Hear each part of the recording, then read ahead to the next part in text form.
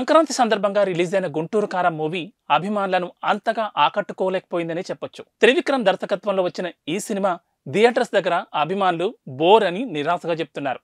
కాగా యాక్టింగ్ విషయానికి వస్తే మహేష్ బాబు యాక్టింగ్ అల్టిమేట్ అని చెప్తున్నారు.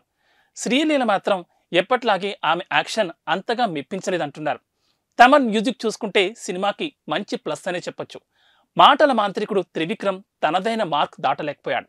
సినిమాలో ఉన్న కామెడీ మాత్రం సూపర్గా ఉంది.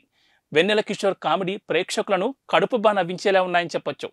Prakash Raj acting, Ramyakrishna performance super అంటున్నారు. గుంటూరు కారం మూవీలో మాత్రం అత్తారింటికి దారేది సినిమాలో అత్త సెంటిమెంట్ ఎలా వర్కౌట్ అయిందో ఈ సినిమాలో మదర్ సెంటిమెంట్ అలా సూపర్గా నిలిచిందంటున్నారు. మహేష్ బాబు ఫ్యాన్స్కి మాత్రం సూపర్గా నచ్చుతుంది. యాక్టింగ్, డాన్స్, డైలాగ్ డెలివరీతో అభిమానులను ఆకట్టుకుంటాడని చెప్పొచ్చు.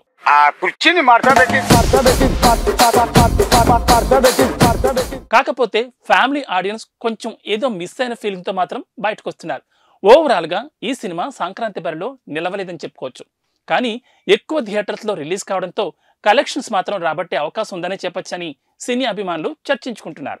పూరా లోకల్ మీకోసం మా ఛానల్ మీ జిల్లాకు, మీ మండలానికి, మీ గ్రామానికి, మీ ప్రాంతానికి, మీ వీధికి, మీ ఇంటికి, మీ వద్దకి, ఎక్కడికైనా ఎప్పుడైనా మా పూరా లోకల్ ఛానల్ వస్తుంది. మీరిచ్చే సమాచారాన్ని అందరికీ చేరువయ్యేలా చేస్తుంది. మీ గొంతుకని ప్రతి ఒక్కరికి వినిపిస్తుంది. మీకు ఎల్లప్పుడూ అందుబాటులో ఉంటుంది మా పూరా local. Your choice for local voice. పూరా లోకల్.